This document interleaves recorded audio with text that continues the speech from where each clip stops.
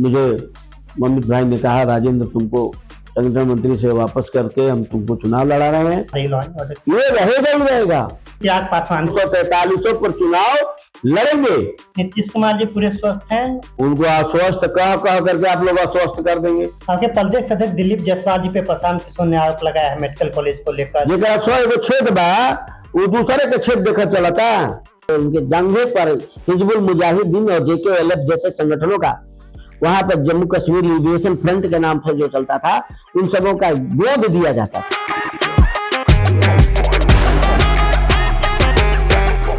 हमारे साथ बातचीत करने के लिए बीजेपी के प्रदेश उपाध्यक्ष राजेंद्र सिंह जी हैं, जो कि झारखंड के संगठन मंत्री भी रह चुके हैं। तो उनका लंबा अनुभव रहा है राजनीति में, संगठन में, बीजेपी के संगठन में। तो आज हम उनसे बातचीत करने के लिए मौजूद हैं। पहले तो राजेंद्र जी आप बता दीजिए कि आपका राजनीति से, RSS से कब से जुड़ा हुआ और आपकी राजनीतिक यात्रा कब से शुरू हुई? देखिए, सबसे पहले तो हम लोग तो गांव के रहने वाले हैं। मेरा जन्म भी वैसे तो हैदराबाद में हुआ। मेरे पिताजी आर्मी में थे। देशभक्ति और राष्ट्र प्रेम मेरे नस-नस में था और वहां से मैंने जीवन का मेरा प्रारंभ हुआ था। हमने हाई स्कूल तक की पढ़ाई, मैट्रिक तक की पढ़ाई, उस समय 11 साल का मैट्रिक हुआ करता था। वो की पढ़ाई हम लोगों ने अपने गांव ग्रामीण क्षेत्र से ही, अपने कोचा से एक हाई स्कूल था और तो वहां से मैंने किया था, जो रोहतास जिला के अंतर्गत आता है। और मैंने परीक्षा एक सूर्यपुरा, एक दिनारा क्षेत्र में आता है, वहां से दिया था। मेरी पूरी जिंदगी गांव से ही जुड़ा रहा। खेत खलिहान, गांव, द्वार दरवाजा, वहीं से हम लोग जीवन भर जुड़े रहे। लेकिन जीवन के पढ़ाई के लिए पिताजी की इच्छा थी कि हम थोड़ा कुछ पढ़ाई करें। जिस समय कम लोग घरों से बाहर जाया करते थे पढ़ाई करने के लिए, उस समय हमारे पिताजी आर्मी में होने के नाते उन्होंने मेरे को देवरिया भेजा। देवरिया में मैंने सेवा समिति बनवारी लाल इंटर कॉलेज था, उसमें मैंने इंटर की पढ़ाई किया, जो इलाहाबाद बोर्ड के अंतर्गत आता है, प्रयाग बोर्ड के अंतर्गत आता है। वहां से मैंने इंटर किया था और इंटर की परीक्षा पास होने के बाद मैं वही उसी दौरान मैं राष्ट्रीय स्वयंसेवक संघ से जुड़ा था। उस समय तो संघ और शाखा मुझे जानकारी नहीं थी। उस समय तो मुझे लगता था कि शाखा क्या होता है, तो मैं शाखा समझ ही नहीं पाता था शाखा क्या होता है। हाँ, हमने सुना था कि भारतीय स्टेट बैंक की शाखा, ऐसा लिखा हुआ मैंने पढ़ा था। तो मेरे को अंदाजा लगता था कि शाखा माने वही शाखा होगी। बाद में कई लोगों ने समझाया, धीरे धीरे मैं संघ का मुख्य, वहाँ एक गडेर में का मुख्य शिक्षक हुआ, कार्यवाह हुआ। फिर उन्होंने संघ का काम शुरू किया और 84 में मैंने high school inter first year के दौरान, मैंने जिस समय भिंडरवाला मारा गया था, उस समय जो है हम लोगों ने वहाँ पर पक्की बाग गोरखपुर में एक शिशु मंदिर है, जिसको आप लोग जानते होंगे। संघ का पहला जो विद्या भारती का स्कूल खुला था, जो वही पक्की बाग गोरखपुर में है। तो उसी स्कूल से मैंने प्रथम वर्ष की संघ की शिक्षा मैंने प्राप्त की थी। और उसी समय एक जबरदस्त हिंदू प्रेम, राष्ट्र प्रेम, देश प्रेम एक जगह था। उस समय मेरे पिताजी भी भिंडर वाले ऑपरेशन में, जो ऑपरेशन ब्लू स्टार हुआ था, उस समय हमारे पिताजी भी उस समय आर्मी में थे। एक में हमारे पिताजी ऑनरेरी कैप्टन, ऑनरेरी से रिटायर्ड थे, तो उस समय वो सेना में ही थे। तो उस समय उस ब्लू जो ऑपरेशन हुआ था, वो पिताजी मेरे उस ऑपरेशन में थे।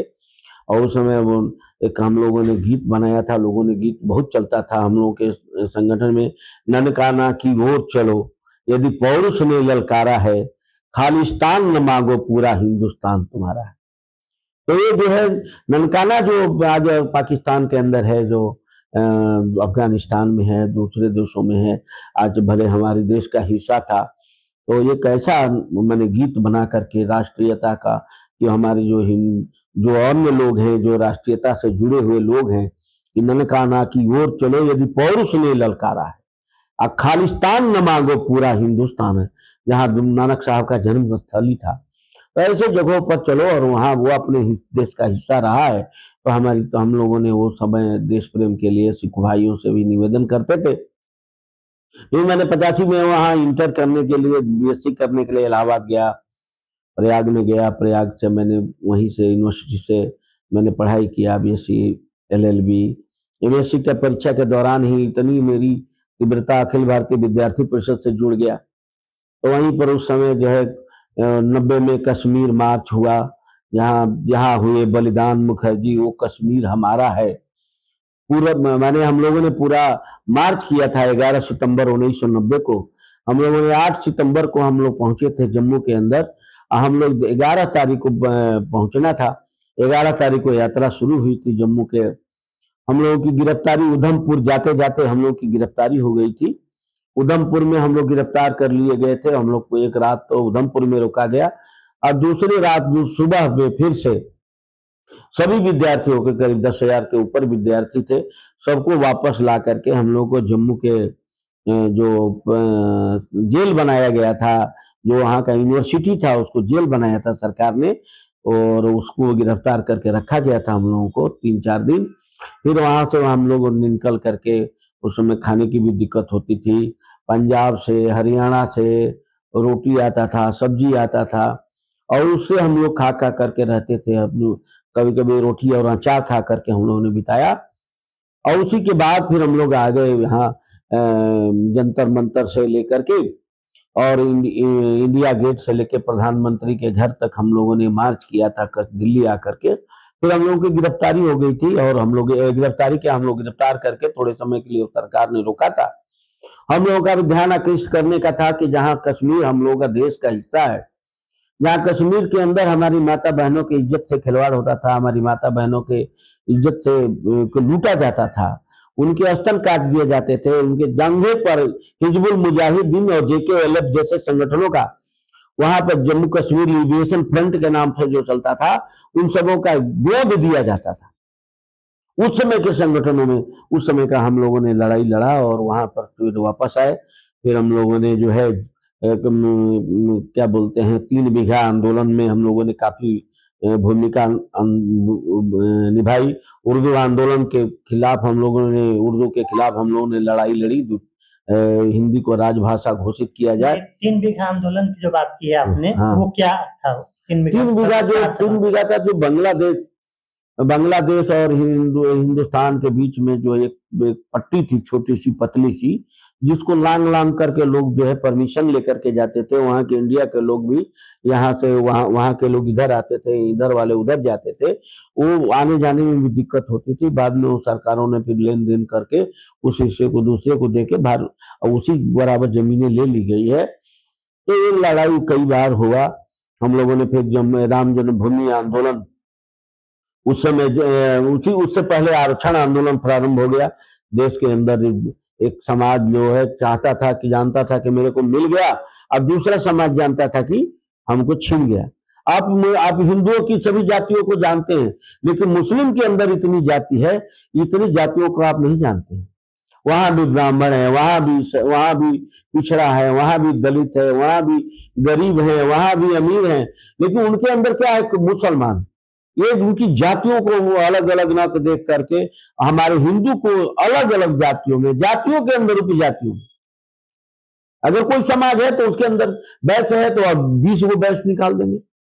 कौन वैश्य है, तो सुनार वैश्य है, ये कुहार वैश्य है, तो लोहार वैश्य है।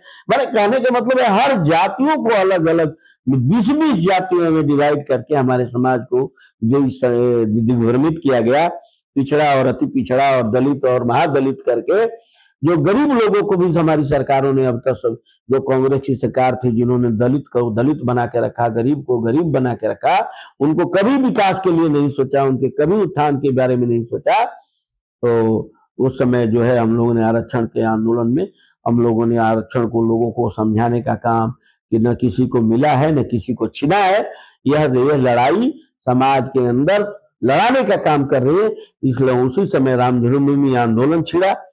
हम लोगों ने राम जन्मभूमि आंदोलन में कल्याण सिंह जी के नेतृत्व में हम लोग वहां प्रयाग में गिरफ्तार हुए, और हमें याद है कि मैं करीब 15 से 20 दिन, करेक्टर मुझे बताना थोड़ा कठिन होगा, लेकिन 15 से 20 दिन मैं नैनी सेंट्रल जेल में माननीय कल्याण सिंह जी के साथ रहा, और 20 दिनों में बहुत दिक्कत हुआ हम लोगों को। मैंने नैनी सेंट्रल जेल में रहना, यानी एक कैदी की मुजरिम की तरह, यानी हम लोग मुजरिम की तरह रहते थे। 6 बजे हम लोगों का जो वो था जिसमें रहते थे बैरक, वो 6 बजे शाम को बंद हो जाता था और रात को फिर सवेरे 6 बजे ही खुलता था। इस 12 घंटे में हम लोग उस बैरक से बाहर नहीं निकल सकते, और निकलते भी थे तो खाने को कुछ नहीं था। वो उस समय की रोटी में जीवन में पहली बार हमने देखा। जेल तो हमने जीवन में कोई ऐसे काम नहीं किए, लेकिन जो है जेल जो जली हुई रोटी और चना, उसमें कंकड़ तक चना आता था। मुलायम सिंह की गवर्नमेंट हुआ करती थी, हमारी सरकार ने वहां पर जो व्यवस्था किया था, वो सरकारों ने वो कोई प्रकार की व्यवस्था नहीं थी। बड़ी दुखद हम लोगों का जीवन रहा उतने दिनों का। खाने खाने बिना तरस जाते थे, भूख के बिना तड़प जाते थे। यानी समझिए कि चना फाक करके रहना कितना कठिन काम है। एक बॉयल चना मिल जाता था सवेरे, और रात में दोपहर में खाना मिल जाता था किसी तरह से, उसमें भी रोटी जली हुई, दाल कभी कुछ कैसा तब कैसा। हम लोगों का भी जीवन में ऐसा खाना का जीवन में सुखमय जीवन रहा। पिताजी हमारे आर्मी में थे, इसलिए कोई दुख वाला जीवन हमने देखा नहीं। लेकिन वहां से संघर्ष की गाथा नहीं समाप्त हुई। हम लोग थोड़े दिन बाद जब सभी कैदियों को छोड़ा गया, हमारे साथ काफी लोग महाराष्ट्र के भी गिरफ्तार थे, हमारे साथ कोई परिचित नहीं था, लेकिन लगता था कि हम लोग सब एक हैं, पूरा भारत एक है। और कभी कभी गांव मैंने वहां संघर्ष भरी कथाएं थी वहां पे। वहां से फिर हम लोग निकले, तो निकल करके फिर वहां से जेल से आने के बाद फिर हमको लगा कि अब पढ़ाई और शिक्षा अब बेकार चीज है। देश में बड़ी समस्याएं हैं, देश में इतनी बड़ी अराजकता है, इसके लिए समय देना चाहिए। तो हम लोगों ने वहीं पर प्रयाग में रहते रहते मैं एक विस्तारक के रूप में मैंने काम शुरू किया, 90 के पास ही और आसपास ही। संघ के विस्तारक, हाँ, 89 में मैंने काम शुरू कर दिया एक विस्तारक के रूप में। और हम लोग एक साइकिल से पूरे पूरे प्रयाग में कोई ऐसा कॉलेज नहीं था जहां हमने संगठन नहीं खड़ा किया, कोई ऐसा विश्वविद्यालय नहीं था, कोई ऐसा डिग्री कॉलेज, इंटर कॉलेजों तक हमने काम का विस्तार किया था। हम लोग 747 विश्वविद्यालय मार्ग, जो विश्वविद्यालय चौराहे पर ही है, वहीं पर हम लोग रहते थे। नीचे कम्युनिस्टों की दुकान थी, ऊपर हमारा कार्यालय था। हम लोग रोड पर नहाते थे, रोड पर खाने को कई कई दिन नहीं मिलता था, लेकिन हम लोगों ने समाज का, मुझे याद है एक बार 4 दिन तक मेरे को खाने को नहीं मिला, 4 दिन तक हम लोग तड़पते रहे खाने बिना। फिर एक दिन मुझे गुस्सा आया, जो हमारे साथ संगठन मंत्री थे, अशोक कुमार नाम है, अभी भी हैं वो, तो मैंने कहा यार अब तो मेरा तो जान चला जाएगा, आज मुझे खाना खाना ही खाना है। तो चाय पी करके हम लोग ब्रेड खा करके रह गए थे। तो आप समझिए, फिर हम लोगों ने गए तो एक दुकान पर गए रात में, जहां आनंद भवन है, आनंद भवन इंदिरा गांधी का और नेहरू का आवास था, उसके सामने ही क्या बोलते हैं, भारद्वाज आश्रम है। तो इस भारद्वाज आश्रम की गली में एक महिला रोटी सेक रही थी। हम लोग कहे कि हम लोग गर्मी ठंडा का दिन था, हम लोग कहे खिलाओ माता जी, बड़ी भूख लगा है। कहा बेटा खाने के लिए तो सब रोटी है, लेकिन सब्जी नहीं है मेरे पास।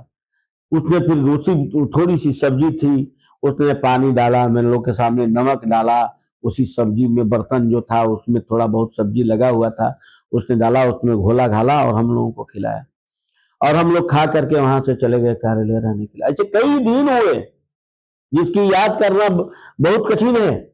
बस पर हम लोग यात्रा करते थे, 3 सीट वाला, जैसे मान लीजिए कि लखनऊ से हम बहराइच जा रहे हैं, गोंडा चल रहे हैं, बलरामपुर जा रहे हैं, अब उन सीटों पर हम लोग 3 सीटर लेते थे। एक ऊपर माने हम लोग कब्जा करके रखते थे कि रात में सो जाएंगे। तीन सीट जो बस वाली रहती थी, उसको हम लोग एक पर बैग रखते थे, और एक पर कहते थे कि कोई गया है नीचे, उसी का बैग है, 2 आदमी गए हैं, रोक के रखते थे अंतिम तक, ताकि कोई बैठ न जाए। और उस पर सो करके कैसा लटक लुटुक करके हम लोग जाते थे, सवेरे 4 बजे 5 बजे फिर उतरते थे, फिर सवेरे से काम शुरू कर देते। ऐसे कई जगह मैं जब फिर बाद में विद्यार्थी परिषद के संगठन मंत्री के रूप में मुझे कानपुर जाना पड़ा। 8 9 10 नवंबर 1992 को एक बहुत बड़ा कॉन्फ्रेंस हुआ कानपुर के अंदर, जिसके महानगर संगठन मंत्री के रूप में मुझे ले जाया गया। हमारे संगठन महामंत्री हरेंद्र कुमार जी, जो आजकल बिहार के पहले कभी संगठन मंत्री हुआ करते थे, हमारे क्षेत्रीय थे, आजकल बिहार के प्रदेश संगठन मंत्री हमारे नागेंद्र जी, जिनको कारण हम लोगों ने यहाँ तक की लड़ाई, यहाँ तक का काम शुरू कर पाया और किया। तो वो लोग हमारे संगठन मंत्री थे, हमको वहां लेके गए। वहां हमने रात दिन मेहनत किया, करीब 3000 लड़के लड़कियों की फौज मैंने खड़ा किया, और उस वर्ष अधिवेशन में करीब 20,000 लड़के लड़कियों का कार्यक्रम हुआ था। छात्र छात्राएं बने थे, और हम लोगों ने वहां पर एक बड़ा कार्यक्रम करने का काम किया। हमारे राष्ट्रीय संगठन मंत्री जे गौरी शंकर हुआ करते थे सह संगठन मंत्री, तो कहा करते थे राजेंद्र संगठन मंत्री है, अब मैं इसका सह संगठन मंत्री हूँ। और मेरे बने वो राष्ट्रीय संगठन मंत्री होकर के मेरे साथ पीछे पीछे मेरे साथ रहते थे। कई बार हरेंद्र जी से मैं गुस्सा भी करता था, क्या आप मार डालेंगे, हम लोगों को इतना काम कराते हैं। सवेरे सवेरे उठा के काम पर भेजने के लिए मेरे देह दबाते थे, मेरे पैर दबाते थे, उठो बाबू उठो, सवेरे उठो, क्योंकि अभी हम लोग की उम्र कम थी, हम लोग इस तरह के नहीं थे, कभी हम लोगों ने जीवन में कष्ट नहीं देखा था। लेकिन राष्ट्र भाव और प्रेम भाव के कारण, राष्ट्रीयता के कारण हम लोगों ने घर द्वार छोड़ करके समाज के काम के लिए अपने को आहूत किया। हमारी कम उम्र में ही शादी हो गई थी, मेरी पत्नी भी थी, गांव में रहती थी। मैं पिताजी से झूठ बोलता था, हम लोग पढ़ रहे हैं, यहाँ पढ़ा। उस समय चिट्ठी का जमाना था, मोबाइल का जमाना नहीं था। पिताजी हम लोग के कामों पर विश्वास रखते थे। पिताजी के कहने के बाद भी हम लोग कई बार कहते थे हम ये पढ़ाई कर रहे हैं, ला की एडमिशन तो मैंने पिताजी को क्या कहा जाए, बताने के लिए मैंने ला में एडमिशन ले लिया था कि मैं पढ़ रहा हूँ, समझिए नहीं। क्योंकि पिताजी हर महीने 800 रुपया 1000 रुपया भेज दिया करते थे, तो हम लोग 150 रुपया में 2 आदमी रहते थे, 75 रुपया किराया देते थे। और उस समय 4 आने की चाय थी, तो 4 आना का चाय मिलता था, हम लोग सवेरे चाय पीते थे। अब इसके बाद मैंने उसमें ही मैंने 800 रुपया में हम लोग का महीना चल जाता था, उसी में 150 रुपया बच भी जाता था। कई बार क्या होता था कि हम लोग पूरा महीना के वही पैसा जैसे आता था वैसे कई लोगों में बांट भी देते थे, किसी को चाहिए तो दे भी देते थे, तो हम लोग बिना पैसे के हो जाते थे। तो फिर दूसरे के घरों पे जा जाके खाने का जो है वो था, कई बार नहीं मिलता था। अब विद्यार्थी के पास पैसा खर्चा हो गया तो कोई कर देने की स्थिति में नहीं रहता था। अब उस समय मनी ऑर्डर आता था, तो फिर मनी ऑर्डर आज आ जाएगा, कल आ जाएगा, साइकिल से ही हम लोग चल करके पूरे संगठन का काम करते। तो इसलिए हम लोगों ने बहुत परिश्रम करके यहाँ तक हमारे कार्यकाल में मैं विभाग महानगर संगठन मंत्री, उसी समय दलाई लामा जी को हम लोग बुलाए थे 8, 9, 10 नवंबर 1992 को। और क्या बोलते हैं 8, 9, 10 नवंबर 1992 को दलाई लामा जी को हमने बुलाया था, और हमारी पूरे संगठन अखिल भारतीय, उसी में आज के जो सर कार्यवाह हैं दत्तात्रेय होसबले जी, उस समय जो है दत्तात्रेय जी ने वहां राष्ट्रीय संगठन मंत्री का दायित्व संभाला था। उसी कानपुर अधिवेशन में ब्रजेंद्र स्वरूप पार्क में, और दत्ता जी मदन दास जी का उत्तराधिकारी के रूप में उन्होंने काम शुरू किया था। मदन दास जी संघ में गए थे, इससे पहले जयपुर में अधिवेशन हुआ था। जयपुर के अधिवेशन में ही मदन दास जी संघ के दायित्व के रूप में और विद्यार्थी परिषद के संगठन मंत्री के रूप में, दोनों रूप में थे। मैंने देखा है मदन दास जी जब फिएट गाड़ी बीमार रहते थे, अस्वस्थ रहते थे, मदन दास जी अगर तेज गाड़ी से चल गए, गाड़ी के शीशा, उस समय एसी का जमाना नहीं था, अगर गाड़ी का शीशा खुला रह गया, हवा लग जाए, बीमार पड़ जाते थे, इतनी बीमार अस्वस्थ थे। लेकिन इसके बाद भी जीवत थे, कार्य के प्रति, लक्ष्य के प्रति समर्पित थे। दत्ता जी ने वहां से काम शुरू किया, दत्ता जी ने हम लोगों का उत्थान किया, दत्ता जी ने हम लोगों को स्थान स्थान पर भेजा, माननीय नागेंद्र जी ने भेजा, माननीय हरेंद्र जी ने भेजा। लेकिन थोड़े समय में मैं 89 से लेकर 2000 तक 2001 तक मैं कानपुर में रहा। कानपुर मेरा हेडक्वार्टर था। मैं महानगर संगठन मंत्री, विभाग संगठन मंत्री, प्रदेश संगठन मंत्री मध्य उत्तर प्रदेश में रहा, अखिल भारतीय विद्यार्थी परिषद का। और मैंने कानपुर से कानपुर से लेकर कानपुर देहात, उन्नाव, रायबरेली, आप लेकर के सीतापुर, लखीमपुर, हरदोई, आप इधर चले जाइए गोंडा, बलरामपुर, बाराई, श्रावस्ती, आप फैजाबाद, अंबेडकर नगर, आजकल अयोध्या हो गया है, और जो फैजाबाद, अंबेडकर नगर, अयोध्या, और जो है क्या नाम है तीसरा बाराबंकी, और इसके अलावा इधर मैं सभी जिलों के संगठन मंत्री था। मैं जहाँ बुंदेलखंड पूरा सीतापुर से लेकर उधर लेकर के झांसी, उरई, ललितपुर, हमीरपुर, महोबा, फर्रुखाबाद, औरैया, इटावा, कन्नौज, ये सभी जिलों का मैं संगठन मंत्री, एक प्रदेश संगठन मंत्री के रूप में मैंने काम किया। हमारे अधिकारियों का भी बड़ा स्नेह और प्यार हमको मिला। कई बार जीवन से इस काम से भी कभी घर देखता था तो मन करता था वापस हो जाऊं, पत्नी का दबाव देखता था, पिताजी का प्रेम देखता था तो मन करता था वापस हो जाऊं, लेकिन राष्ट्र प्रेम के उसमें प्रभाव में आकर हम लोगों ने कहा कि नहीं, यही काम उचित है। हम लोगों ने जीवन को आहूत कर दिया। और क्योंकि हमारे बाल बच्चे भी नहीं थे, शादी जरूर था, बाद में भी नहीं हुए, तो हम लोगों ने क्या बोलते हैं, लग करके सामाजिक काम में लगे रहे, पूरे जीवन लगा करके समाज का काम किया।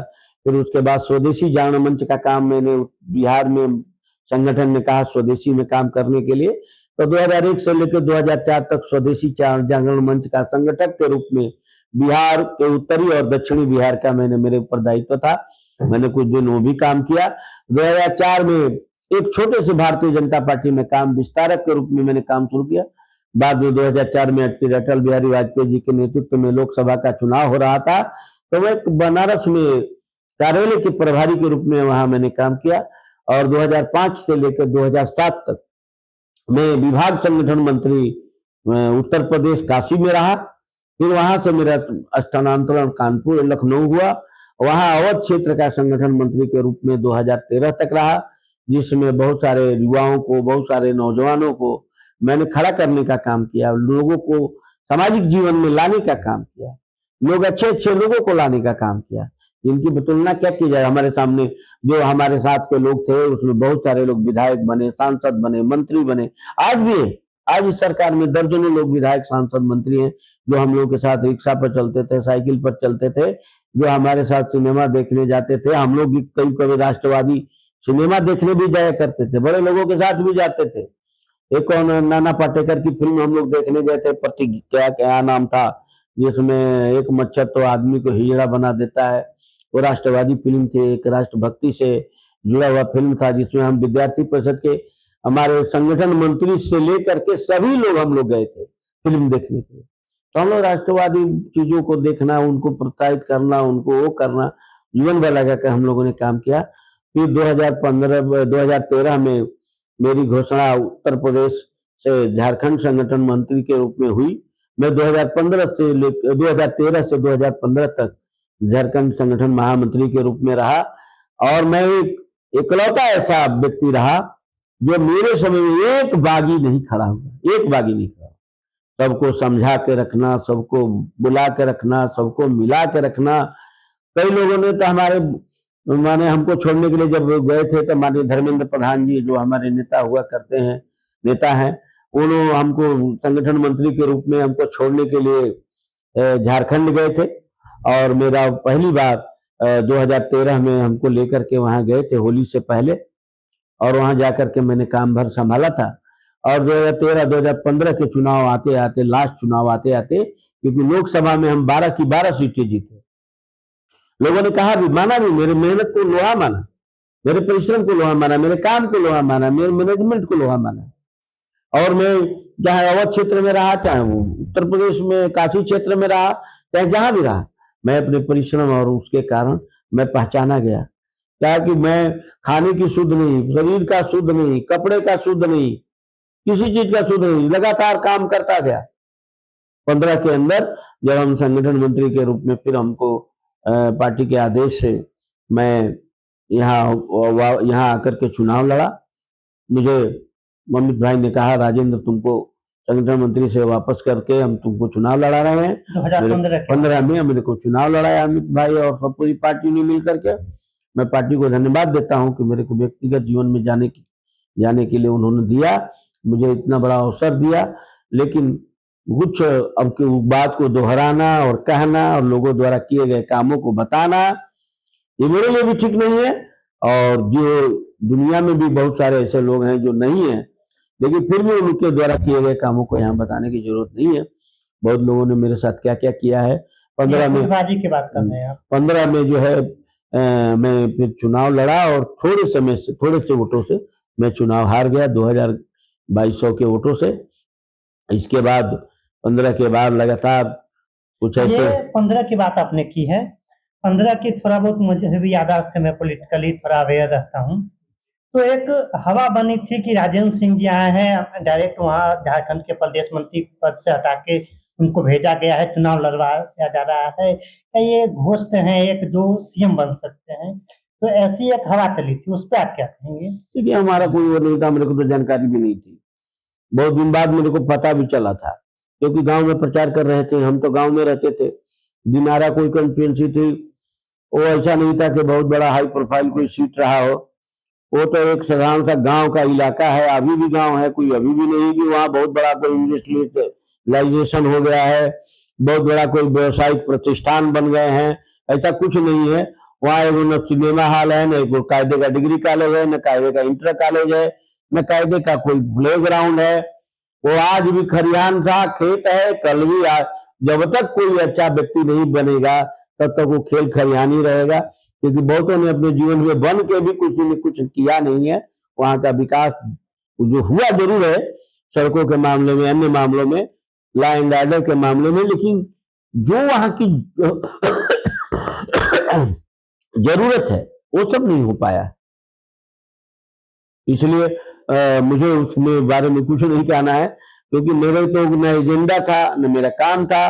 जिन मीडिया के लोगों ने क्योंकि चलाया, क्योंकि इसलिए चला दिया कि उसी समय खट्टर साहब मुख्यमंत्री बने थे, अयोध्या संगठन मंत्री चुनाव लड़ करके वो बने थे, तो लोगों ने मेरे को भी उससे जोड़ करके, और आज तक उसी के कारण, उसी होतने चलाए जाने के कारण सब मेरे पीछे पड़ गए, और मैं आज तक संघर्ष कर रहा हूं।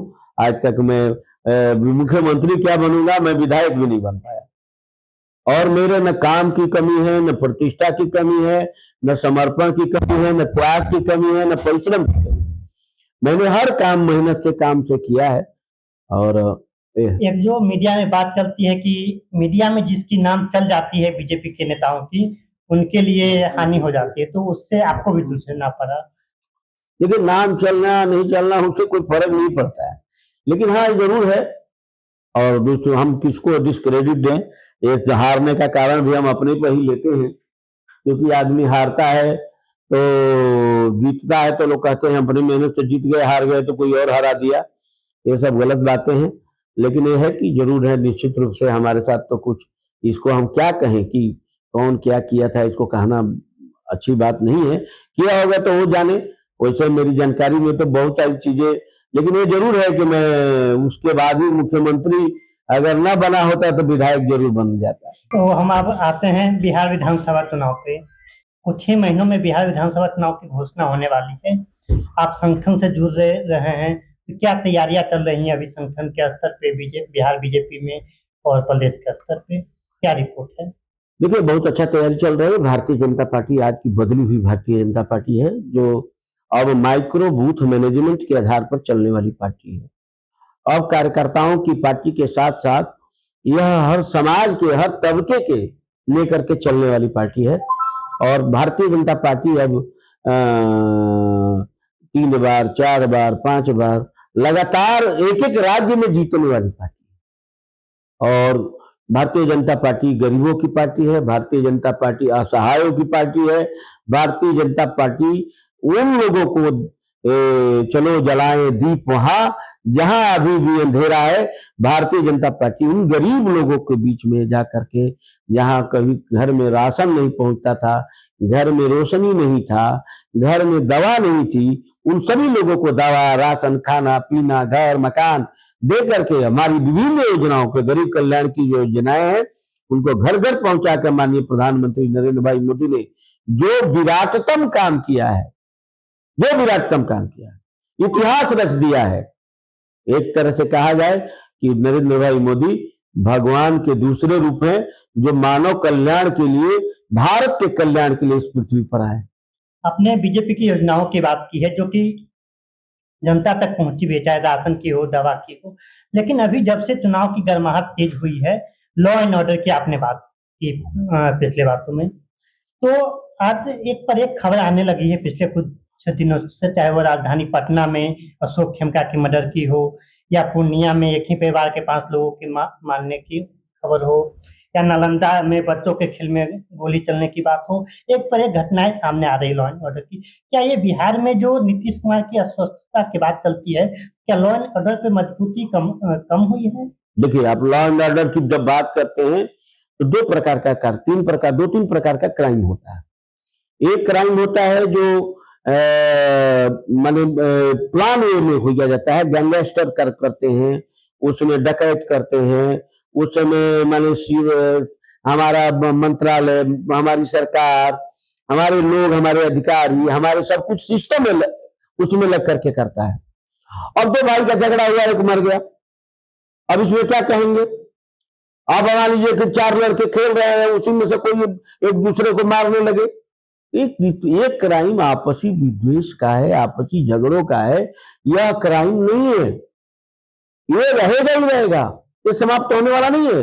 हम पति पत्नी का झगड़ा ये रहेगा ही रहेगा, कब नहीं हुआ है, ये सब विषय नहीं है। विषय इसका ये है कि हम इसको विपक्ष के लोग उनके पास काम नहीं है, वो भजाने का काम कर रहे हैं। हमारी सरकार न्याय के साथ है, हमारी सरकार न्याय देने जा रही है, कोई अपराधी बचेगा नहीं, या तो जेल में होगा या तो बिहार से बाहर होगा। अब अगली जो खबर है, एक नई पार्टी आई है प्रशांत किशोर की, जो कि आपके पार्टी के भी स्ट्रेटेजिस्ट रहे हैं, आपके गठबंधन के सहयोगी जदयू के भी रहे हैं, तो वो कितना हानि पहुंचाने जा रही है, उनका क्या राजनीतिक पकड़ होने जा रहा है पैन बिहार? देखिए, वो अपना परिश्रम कर रहे हैं, काम कर रहे हैं, उनके काम और परिश्रम में, उनकी विचारधारा में, बातों में भारतीय जनता पार्टी वर्षों से लगी हुई है। अपने आंकड़ा जोड़ के बताते हैं कि माई बहन योजना है तो इतने लाख महिलाएं हो गई, तो 6,000 रुपया देंगे तो कितना हो जाएगा, बिहार के बजट से ज्यादा हो जाएगा। आप क्या थीम है, क्या योजना है, आपने कहा करके दिखाया है? आप मुंगेरी लाल का हसीन सपना मत दिखाइए, ये बिहार है, यहाँ कहां से लाइएगा?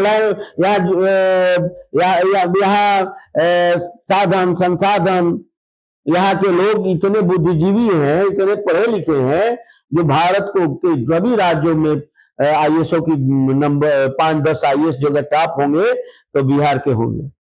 अच्छे इंडस्ट्रिस्ट का ही है तो बिहार के हैं। विदेशों में भी चले जाइए, आज नंबर 4, 5, 8 लोगों में बिहारी लोग हैं। जितनी बड़ी कंपनियां, चाहे गूगल हो, चाहे जो भी कंपनी, मल्टीनेशनल कंपनियां हैं, उन सभी कंपनियों के डायरेक्टरों में एक बिहार का बहुत बड़ा योगदान है। आप सपना मत दिखाइए, आप सपना दिखा करके बिहार को ठगिए मत। ऐसे ठगने वालों को, जो जिसे दिल्ली के अंदर आम आदमी पार्टी ने किया, इस ढंग से चलने की कोशिश हो रही है। बिहार की जनता ठगाने वाली नहीं है, ये पढ़े लिखे लोगों की जनता है, ये सब बात समझती है, जनता है, वो सब जानती है। आपने पढ़ाई लिखाई और आईएएस बनने की और देश विदेश में बिहारियों की बात की, लेकिन एक पलायन बहुत बड़ा मुद्दा बनाया जा रहा है प्रशांत किशोर के द्वारा। और जब बिहारी दूसरे प्रदेशों में जा रहे हैं, अभी हम हाल की घटनाओं की बात करें तो राज ठाकरे और उद्धव ठाकरे एक मराठी प्रोग्राम में थे, वहां पे उन्होंने बिहारियों और नॉर्थ इंडियन को लेकर कुछ बात कही, और कई राज्यों में और कई नेताओं के द्वारा ये सुनने को मिलता है और उनको बेइज्जत करने का बयान आता है। तो इस पे आप कैसे पलायन को रोकेंगे बिहार के? देखिए, विक्षिप्त लोगों की कमी नहीं है, न बिहार में न बिहार से बाहर। ऐसे मानसिक विक्षिप्त लोग जो इस तरह की बातें करके और अपना वोट बैंक बढ़ाने के लिए, अपना जनाधार बढ़ाने की कोशिश करते हैं। आजकल नेगेटिव बातों का अप्रोच चला है, नेगेटिव बातों को आगे लेकर के लोग चलने का काम कर रहे हैं। आज इन चीजों से देश संभला हुआ, पहले का देश नहीं है भाई, अब समझना पड़ेगा। एक एक वोटर, एक एक मतदाता, पत्नी पति के कहने से वोट देने वाली नहीं है। एक कार्यकर्ता था हमारे यहाँ का, मैं अपनी विधानसभा का बताऊं, वो आरजेडी के लोगों को लेकर घूमता था, और जब तक जगा तब तक उसकी पत्नी, उसके पिता, उसके बच्चे जाके भारतीय जनता पार्टी को वोट देके चले आए, और लेकर के आरजेडी को वोट दिलाने घूम रहा था, और उसकी वाइफ और उसके बच्चे और उसके पिता ने आरजेडी को वोट नहीं दिया। अब वो दिया कि नहीं दिया, ये प्रश्नवाचक चिन्ह है। लेकिन इतने लोग तो नहीं दिए जो उसके घर में थे, जो उसके घर का खाना खिलाता था आरजेडी के लिए। तो लोग समझदार हैं, लोग अपने एक एक वोट के अर्थ को समझते हैं, और भारतीय जनता पार्टी का जनाधार, भारतीय जनता पार्टी का नेता, भारतीय जनता पार्टी का सोच और भारतीय जनता पार्टी का वर्षों की जो तपस्या है, उसका परिणाम इन राज्यों के चुनाव में दिखाई देता है। मतलब पलायन का मुद्दा अभी वैसा कुछ बिहार में है नहीं। नहीं, पलायन तो देखो ऐसा है कि पलायन होगा, पलायन है, कारण है कि शिक्षा के लिए हमको जब इंडस्ट्री नहीं रहेगी, अब मान लीजिए कि कहीं कोई काम नहीं रहेगा, स्कूल नहीं रहेगा, तो हम शिक्षा के लिए हम प्रयाग जाते थे, पहले भी लोग जाते थे। ऑक्सफोर्ड नहीं जाते क्या? आज भी लोग जाते हैं, ऑक्सफोर्ड जाते हैं, लोग बड़े बड़े स्कूलों में जाते हैं। आज जो कश्मीर में पलायन नहीं है क्या? आज कहाँ पलायन नहीं है? कौन राज्य में लोग शहरों में जाकर नहीं रह रहे हैं?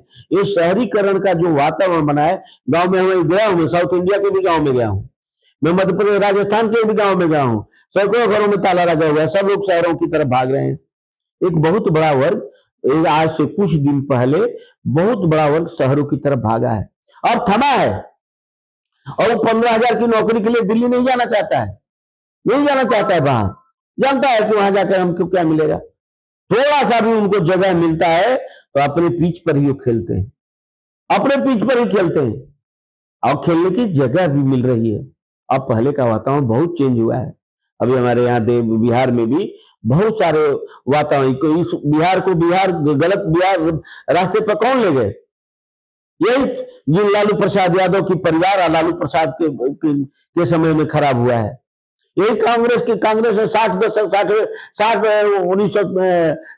दशक के बाद ही जो है पूरा बिहार का, नहीं तो लॉ एंड ऑर्डर बिहार के अंदर सब चीजें वो नंबर 1 की थी। बिहार की सरकार, शासन व्यवस्था, बिहार में आदर्श सरकार चलती थी। बिहार से लोग शिक्षा ग्रहण करते थे, चरित्रवान नेता थे, चरित्रवान लोग थे। आज उनके कारण बिहार पहचाना गया कि वो चाणक्य की धरती है, वो चंद्रगुप्त की धरती है, वो जो है क्या बोलते हैं नालंदा जैसे विश्वविद्यालय था, वहां एक से एक राजा महाराजा, महिलाओं का भी चरित्र था, महिलाओं का भी चरित्र था। जो गलत काम करने वाली महिलाएं थी जिनको आप कहते हैं, उनका भी एक चरित्र था। गांधी जी को भी पैसा देने का काम किया महिलाओं ने, देश के आंदोलनों में बेचारों से भी पैसा जाता था, आपको बताएं। तो ऐसा नहीं क्योंकि चरित्र नेता, चरित्रवान अपना राज्य है, हम समृद्ध राज्य हम बनने की ओर आगे बढ़ रहे हैं। हमारे देश, हमारे प्रधानमंत्री ने मखाना को 0 कर दिया था, मखाना उद्योग में लगाने का काम कर रही है हमारी सरकार, मखाना के ऊपर काम कर रही है। आज हमारी सरकार आई, हम एथेनॉल की कंपनियां लगा करके, एथेनॉल जो धान द्वारा जो प्रोडक्ट था, रॉ प्रोडक्ट था, उस रॉ प्रोडक्ट से हम जो है एथेनॉल बनाने का काम कर रहे हैं।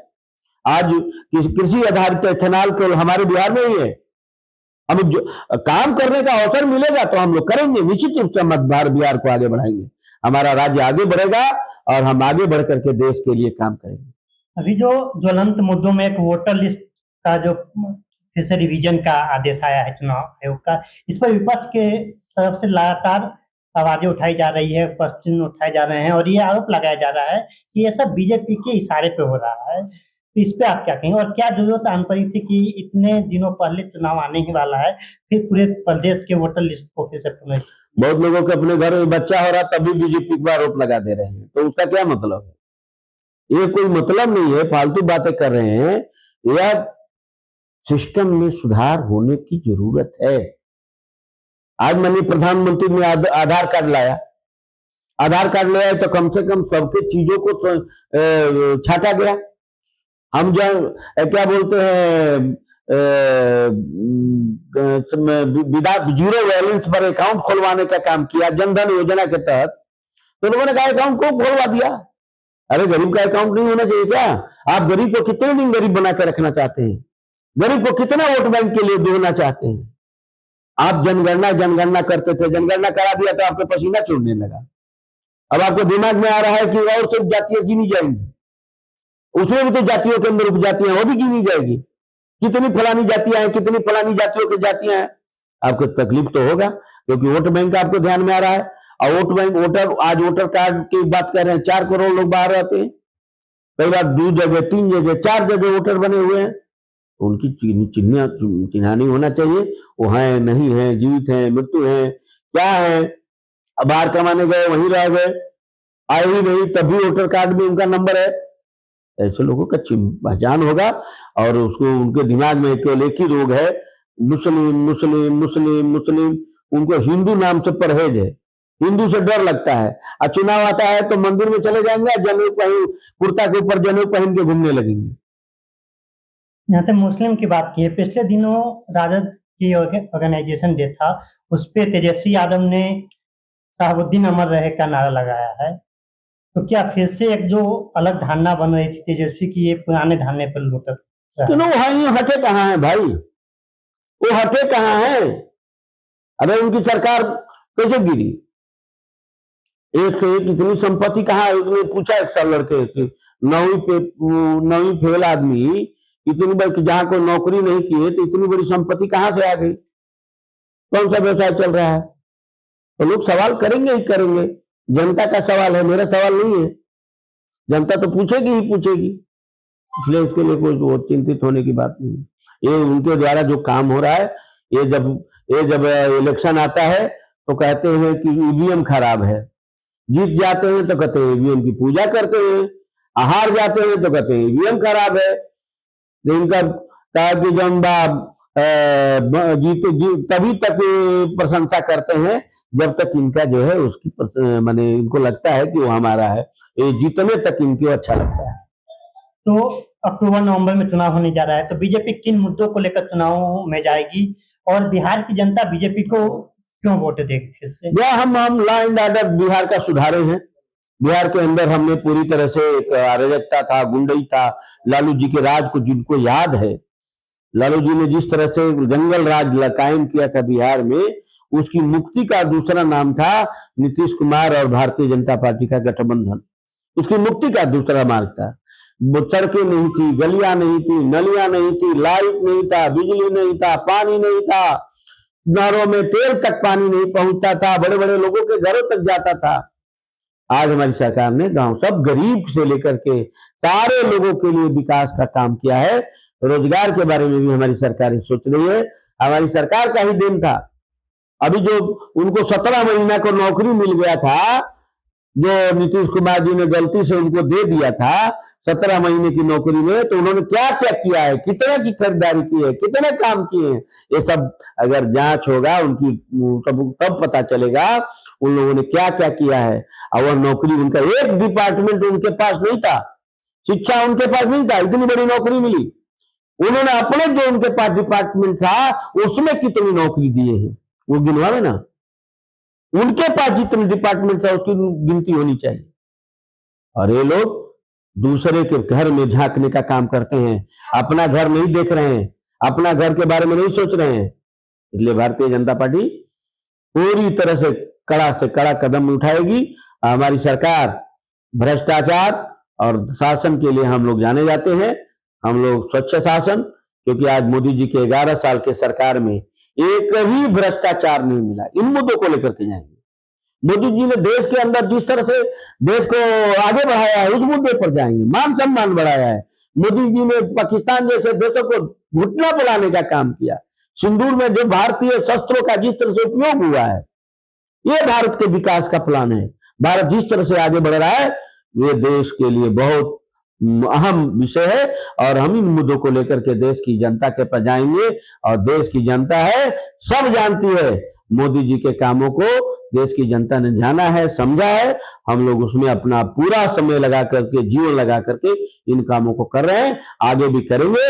और भारतीय जनता पार्टी और नीतीश कुमार की जो युति है, जो दोनों के गठबंधन की सरकार है और एनडीए गठबंधन की सरकार है जिसमें तमाम लोग हैं, इन सभी लोगों के नेतृत्व में चिराग पासवान से लेकर के हमारे उपेंद्र कुशवाहा जी और जीतन राम मांझी जी के नेतृत्व में ये सभी हम लोग मिलकर के विजयी होंगे और फिर से पुनः डबल इंजन की सरकार बनेगी और बिहार में भारतीय जनता पार्टी और एनडीए गठबंधन जीत करके आएंगे।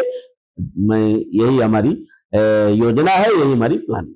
आपने अभी चिराग पासवान की चर्चा कर दी, जो कि अपने को नरेंद्र मोदी का अनुमान बताते हैं, लेकिन वो पिछले कुछ दिनों से कर रहे हैं कि 243 विधानसभा चुनाव पे सीटों पे वो विधानसभा का चुनाव लड़ेंगे। तो क्या ये एनडीए को नहीं डैमेज करेगा, क्योंकि 6 से 7% वोट अपने पास वो रखते हैं और उनके कहने पे जितना वोट किसी भी को भी ट्रांसफर हो सकता है। आप लोगों को समझ में अंतर आ रहा है, अब आप लोगों को समझ में नहीं आ रहा है। पत्रकारों को ऐसा खास क्या हुआ तौर कि पत्रकार के खास तौर से, या कुछ लोगों को कुछ लग रहा है कि अभी कुछ मिल गया, वो हमारे विरोधियों को ज्यादा समझ में आ रहा है।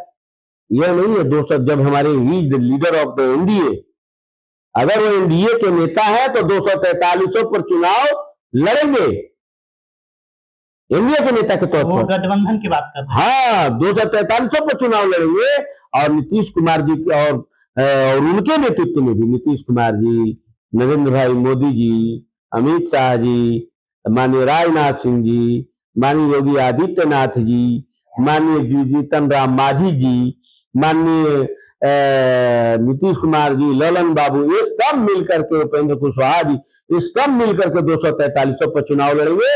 उन्होंने कोई गलत नहीं किया है, कहा है 243 की हमारी सरकार जीत करके आएगी और 243 पर हम लोग चुनाव लड़ेंगे। नीतीश कुमार जी पूरे स्वस्थ हैं? आपकी पार्टी उनके नेतृत्व में चुनाव लड़ने जा रही अरे है। भाई गजब आदमी है, उनको अस्वस्थ कह कह करके आप लोग अस्वस्थ कर देंगे। किसी आदमी को, अस्वस्थ आदमी को स्वस्थ कहा जाता है तब वो स्वस्थ रहते हैं, वो बेचारे का स्वस्थ भी नहीं, कितना अच्छा काम कर रहे हैं, हमारी सरकार को किस अच्छी दिशा में लेके जा रहे हैं, वो कितना लोगों से मिलते हैं, प्रेम से मिलते हैं, बातें करते हैं, समझाते हैं। उनको कौन सा संकट है? बीमार लोग कह कह करके बीमार बनाना चाहते हैं, उनको अपना हित साधने के लिए उनको बीमार बनाना चाहते हैं, क्योंकि जानते हैं कि नीतीश कुमार के रहते इनका कोई भी चीज गलने वाला नहीं, इनकी दाल गलने वाली नहीं है, इसलिए नीतीश कुमार को बीमार कर दो ताकि हमारी दाल गल जाए। उनकी दाल विरोधियों, तुम्हारी दाल गलने वाली नहीं है, नीतीश कुमार स्वस्थ है, नीतीश कुमार पूरी तरह से एनडीए गठबंधन का नेतृत्व करेंगे और बिहार में नरेंद्र भाई मोदी के साथ सरकार पुनः बनाएंगे। चुनाव बाद भी अगर एनडीए को बहुमत मिलती है तो नीतीश कुमार ही नेतृत्व करेंगे उस सरकार की? बिल्कुल, इसमें कोई डाउट क्या है? मुख्यमंत्री नीतीश कुमार ही होंगे। अरे भाई वो हैं, रहेंगे। अमित शाह जी जब से बीजेपी और एनडीए का गठबंधन बना है तब से नीतीश कुमार जी नेता है, इसमें किसी को संशय करने की जरूरत नहीं। और आगे भी रहेंगे चुनाव बाद भी? आगे और पीछे क्या होता है तो है, आगे रहेंगे ना चुनाव जीतने के। अभी आपको दिक्कत क्या लग रहा है? वो कहा नहीं है, कहा किसने कहा नहीं रहेंगे? कौन कहा? एक बयान बताइए हमारे नेताओं द्वारा। आगे रहेंगे ये कंफर्म है ना? अरे भाई तो इसमें कहा, मोदी हमारे सभी बड़े नेताओं ने बोल दिया, तब लोग कह रहे हैं, अब इसमें दिक्कत कहाँ है? बड़े नेता भी वहीं तक बोल रहे हैं कि उनके नेतृत्व में चुनाव लड़ेंगे, आगे क्या होगा वो आगे देखते हैं। गजब आदमी, नेतृत्व में चुनाव होगा तो क्या मतलब है? अब आपके नेतृत्व में आपका घर होगा, आपके नेतृत्व में आपकी शादी होगी, तब आपकी पत्नी का मियां दूसरा बनेगा, वही बनेगा। जब आपके नेतृत्व में आपकी शादी होगी तो आपकी पत्नी का हस्बैंड आप ही ना बनेंगे? ये कौन सी बात है? नेतृत्व है तो नेतृत्व है। मतलब बीजेपी का अपना सीएम बनाने का इंतजार अभी लंबा नरेंद्र भाई मोदी जी के नेतृत्व में है तो है।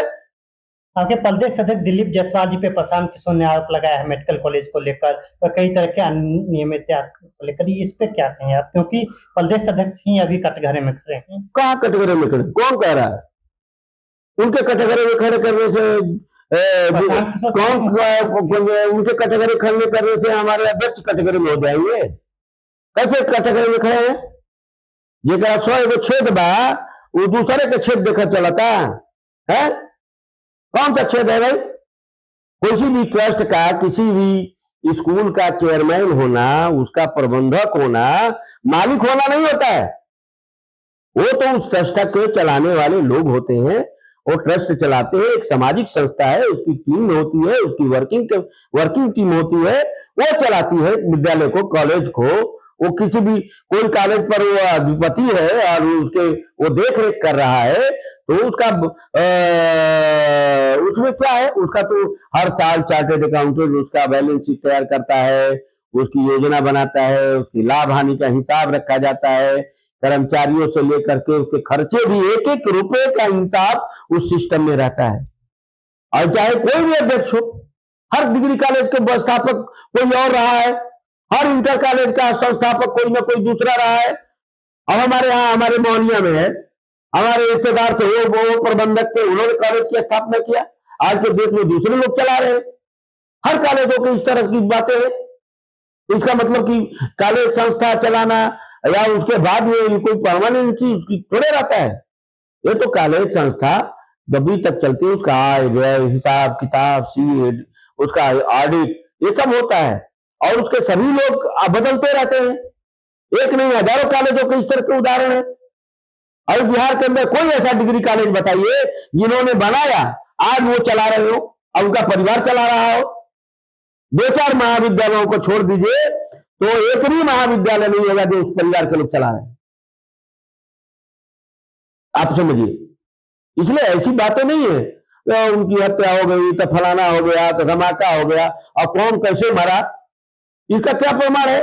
हमारे अध्यक्ष पवित्र हैं, ऐसा अध्यक्ष पहली बार भारतीय जनता पार्टी को मिला है। ऐसा अध्यक्ष मिला है जो भारत के अंदर, भारत में ही, जिन्होंने अपने समाज के ऊपर एक गरीब घर से निकल करके एक संस्था को चला रहे हैं और उन्हें आज 70,000 कार्यकर्ताओं ने उनका अपना डीपी लगा करके उनका घूम रहे हैं। चुनाव तक अध्यक्ष बने रहेंगे ना? अरे क्या बात करते हैं, संशय उनमें है जो संशय बने हुए हैं, हमारे अध्यक्ष में संशय कहाँ है? और कल ही एक खबर आई है कि बिहार सरकार में मंत्री भाजपा कोटे से जीवेश मिश्रा नकली दवाओं के मामले में राजस्थान की कोर्ट ने सजा सुनाई है।